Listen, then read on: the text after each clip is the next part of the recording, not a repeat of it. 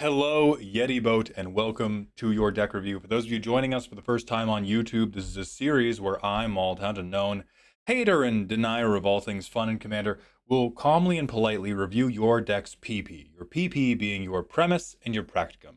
Your premise behind your premise is the idea behind your deck. For this deck, it is annoying people, and your practicum is the stuff that's actually going on in the deck. For this deck, it's also annoying people.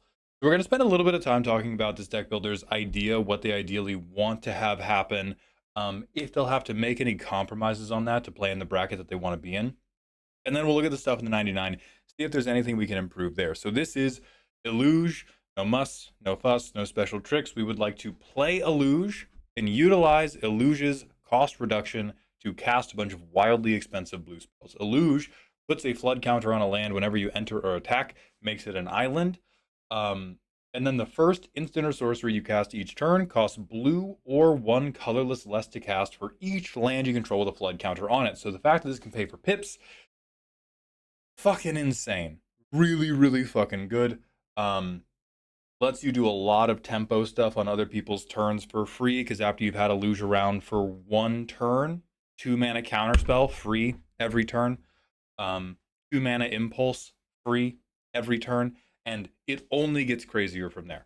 So I will say, on the idea standpoint, I think this is fine. I think the deck, as you have presented it, certainly works. The only thing I would maybe raise an issue about is the goal of the deck is to land drop into Eluge, politic around the fact that our board state is poor, and then we just play a board wipe every turn. I think that will work. I think it primarily relies on victimizing people who don't understand how your deck plays, which is almost never something that I enjoy out of a deck I intend to play a lot out of, because it's like, if I haven't seen the Eluge deck before, I might believe you. I may not know what Eluge does. I may not know what all the blue spells are, but that feels very like, it feels a lot like knowledge checking people to me. It's like, oh, did you not know mono blue had 8 like super fuck you bounce spells that Eluge would allow me to cast for basically free? Well, maybe you should have done. Well, ah, I will not be. No, GG, no re. Um, Now, like, if you're taking the rematches, you're playing with a consistent pod, and they're just like fucking idiots who won't learn, go crazy, bro. Go crazy on them. Eluge all over them. But I've seen a number of decks like this where it's like, oh yeah, I'm gonna politic around the fact that I have a pretty slow build up. Like in the, there may be a little bit of a bracket misunderstanding. Like game changes are for losers and are boring. I'm gonna cast Psych Rift every turn. That's funny. That's a funny thing you said. Um, you talk about like faster threes can win. I would say at that point they're verging into four. If I gave the average bracket three deck I play against 4 turns of free setup, I would lose to shit on board.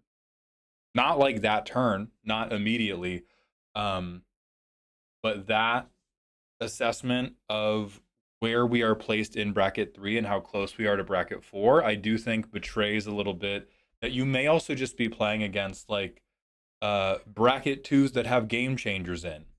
That's a really common thing that happens, especially at LGSs, especially at um, like knowledge poor playgroups. Which it's not bad. Like knowledge poor playgroups are typically more fun because you typically get more interesting metas that develop. But when people build bad decks, um, they don't really do anything impactful for the first like 3 to 4 turns.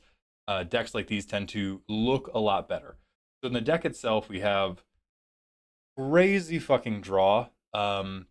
This also seems broadly irresponsible. And again, like if it's working for you, keep doing it. But I think the thing that Eluge does really well, and normally has to do really well in a bracket three game, is you go like, okay, it's your turn. Did you cast something I have to deal with? No. Well, Confounding Riddle is getting cast either way. I am grabbing a different thing that I need to be proactive and then moving on with my day. If you cast a thing I have to counterspell, then I'm gonna quench it. But most of our card advantage is sorcery based, and that implies to me that's cute. I like that. Um, that implies to me that we either get like multiple turns of Eluge setup, or we're making like so much mana that we're casting one of these with the Eluge reduction and then paying full price for our sweeper, which also seems a little bit Candylandy. Your more mana section here, I think, also betrays that to me. Bender's Waterskin is like stone cold best card for the deck possible. It's amazing. Don't lump that in. High Tide's insane. High Tide's insane greed.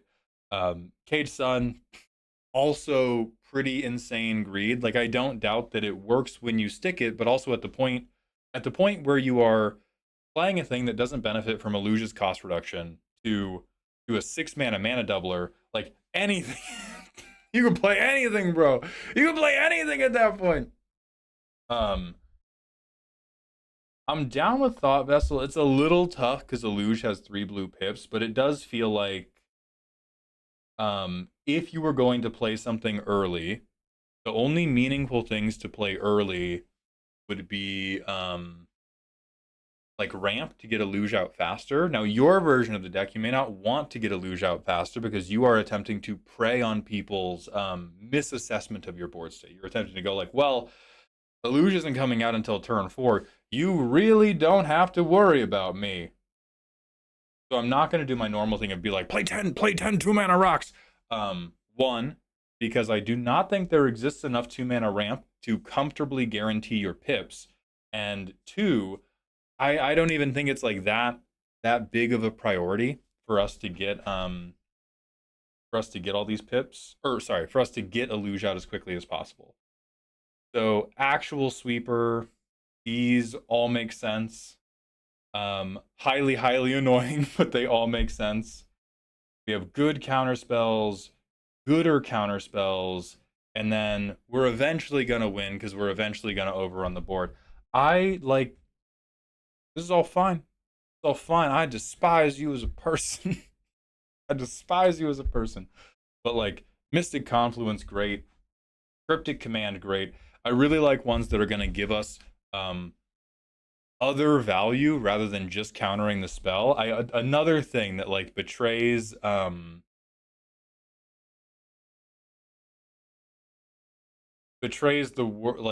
my worry is I think the how's the ideal game go, right? Like we cast a sweeper. Um okay, I can kind of see how it comes together actually. It really makes me think we're playing bracket 2 with game changers. Um but I'm envisioning these turns where I go, okay, on my turn, big sweeper.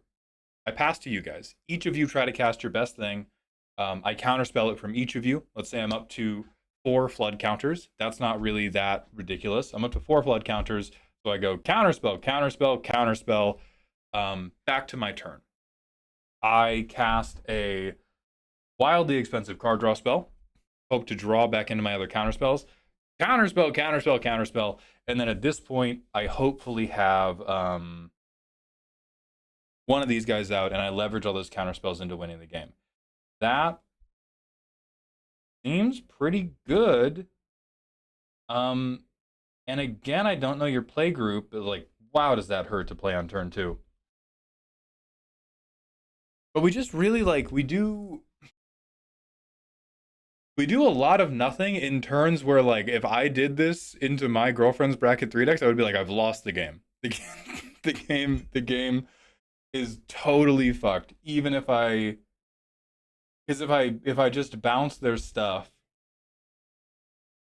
they could cast more spells than I could possibly hold up counter spells. Like it seems like there has to be a part of the overall resource economy or the deck building economy of the tables you're playing at that I am not understanding, because of the tables I play against, they could overcome I have one counterspell per turn, or they would either not listen or the on-board synergies would already be very worrying. So on turn 4, I get Eluge. They're 4/4. I have one flood counter. Um, Nothing I can cast with Eluge this turn. I attack. We have a flood counter, so we're up to 2 now. So now I can, like, I could Flood of Tears. I'm not gonna. Oh no, it would make me lose a Luge. It would make me lose a Luge.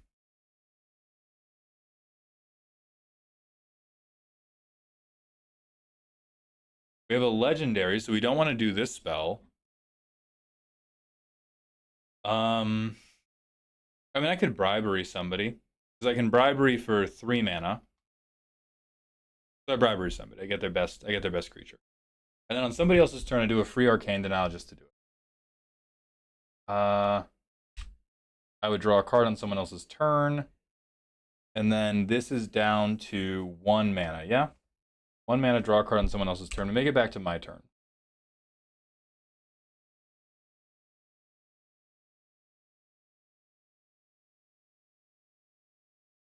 Now I really don't want a Flood of Tears because I've briberied. Hey.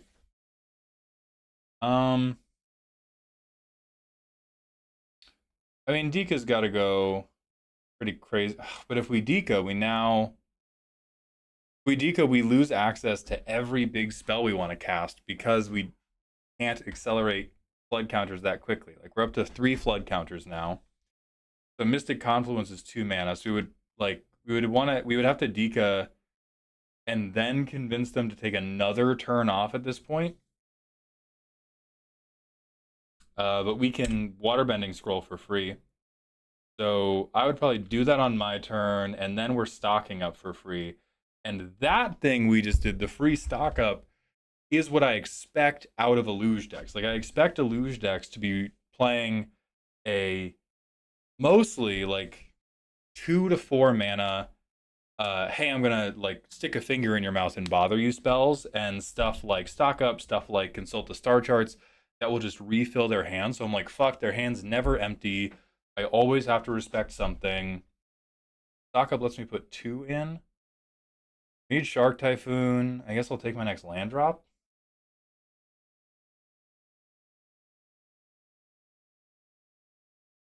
And on someone else's turn, no ability to do anything. But I do have a 3/3 from Dika. I am not tracking that. Okay, and here's where it's going to get really fucked up because we have Capsize, which we can use buyback for. The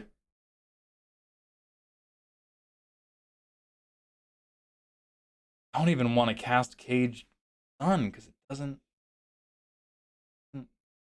what I need. I mean, well, it kind of does because I think we get to. So on turn 4 we had 1, 5, 2, 6, 3, 7, 4. God, so like all these things still cost mana. Like, God, because the point, like the point where Eluge decks run out of control is okay. Everything I'm doing is man. Like I tap out for something extremely compelling, and basically everything I'm doing from this point is now manaless. So I have 1, 2, 3, 4, 5. So like if I do this, doesn't trigger Dika, can draw a free card. Fuck yeah, now we're getting to the fun stuff. So now, by the power of Cage Sun and Elmaster Simulacrum combined, I can make a token copy of everybody else's creatures. And I don't do anything else. And then from here they're fucked. Now that we're at 5 and we have a like converting thing on board, they're totally screwed because we can be like free Mystic Confluence, 1 mana Time Stop, 1 mana buyback Capsize, 1 mana buyback. So that like 100% works, but it seems like you are uh, probably preying on decks that think they are a lot better than they actually are. And the stuff I would say is most actively holding you back is Caged Sun, Throne of Eldraine, because like Throne of Eldraine, even though, ooh boy, make a lot of mana, we have to tap like all four of that mana at one time, which is really not what we want to do. We want a lot of varied ways to float one or two mana to cast our sizable fuck you spell. Um,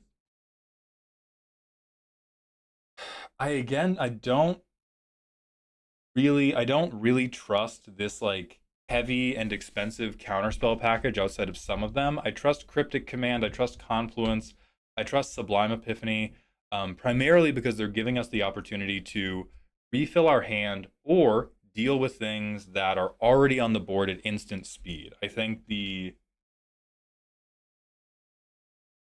very privileged deck. It's a very privileged deck. Sure, is technically a sweeper. You are land dropping to this, but like, hell yeah, I broadly believe in your ability to control the board until this happens. Um, that's not aren't related to Eluge not dying. The fuck? What the fuck? Um,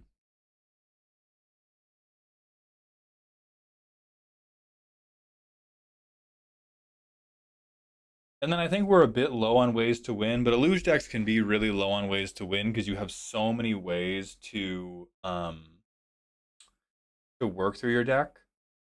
And then we have win more, which is just a bunch of funny stuff. God. Yeah, sure, bro. Yeah, sure, fine, whatever. Um,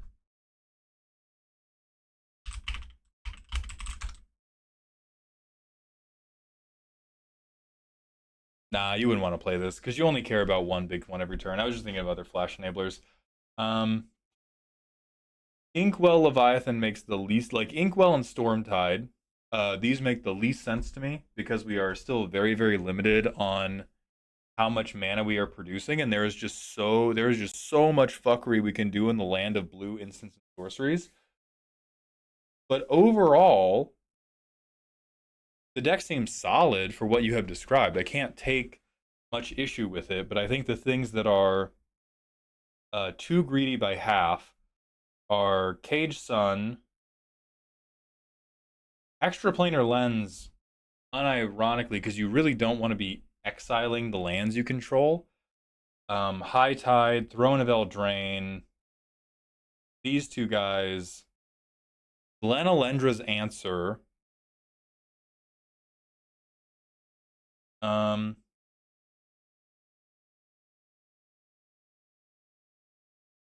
probably Summary Dismissal too. I do really like Time Stop though. I fucking love Time Stop in this deck. I like how you're winning. Um,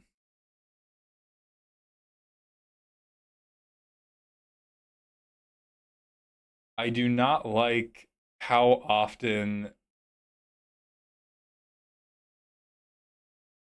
I do not like how often we are bouncing a luge in a world where it seems so unlikely we can take advantage of the tempo because we do not really have instant speed ways to develop advantage. We have instant speed ways to fuck with our friends. And so I can understand the benefit of, okay, I play a sweeper for free. We all bounce everything. I tap the lands that I do have for Eluge, and if I do that post combat, it means I get two flood counters per turn. And now, ha ha ha ha ha, my counter spells are free. And it's just like the decks I play against are walking straight through that and not giving a fuck. Um, so that is the big hole I see, is that we're not utilizing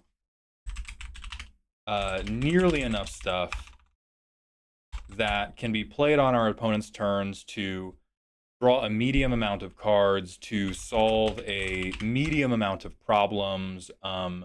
It looks like there's a lot of opportunities for the game to get out of control before you play a luge or within a turn or two of you playing a luge. And I know you say you can politic around it. Um, it's just really, really hard to believe in that. But like the stuff you have in here looks fun as fuck. Like this looks like a really, really good time if you're able to get away with it. But like, wowza, I just don't see how you get away with it with hands like this. Wowza. That only has one land. Well, it has two lands. Could I keep it with? No, I could not keep it with two. Like, well,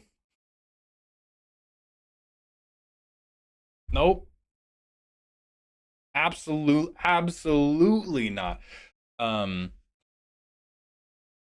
so I think the deck jumps sky high when you have more stuff that you could cast on turn two or turn three to set up your hand better for after Eluge came out. Like it seems like right now it is what's my starting hand? That has to be good. And if that is not good enough to get Eluge out and then do something big with Eluge, I'm probably fucked immediately. Um, and there is nothing inherently wrong with that if that is the speed you like to play Magic at, but I would adjust this down to like this is much closer to bracket 2 than it is to bracket 3. Is there any big funny stuff we could do? I don't think so because Eluge is not the big funny stuff commander. Eluge is the I get an incredibly responsible 2 to 4 mana spell for free on everybody's turn, and you all fucking hate me because I'm always interrupting you.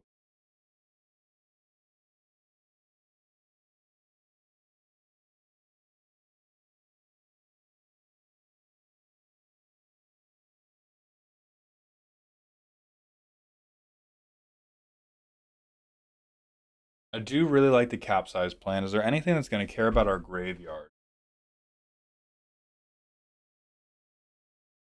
Not really.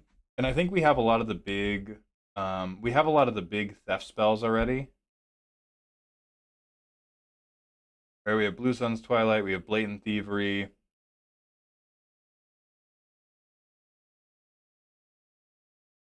I mean, you could you chuck in Expropriate for Inkwell Leviathan and the deck explodes in potential on the spot. Um but I feel like you know that. Like the parts of this deck that do work feel like they work well enough that you just like where you're at, and I'm okay with where you at. I'm okay with where you're at, but the crazy greedy stuff that absolutely should not work and just works because you're a flim flammer are Leviathan, both Leviathans, Mind Splice Apparatus, Cage Sun, Throne of Eldraine, Glen Elendra's Answer, and then like your interaction package being exclusively sweeper and counterspell based. IMO.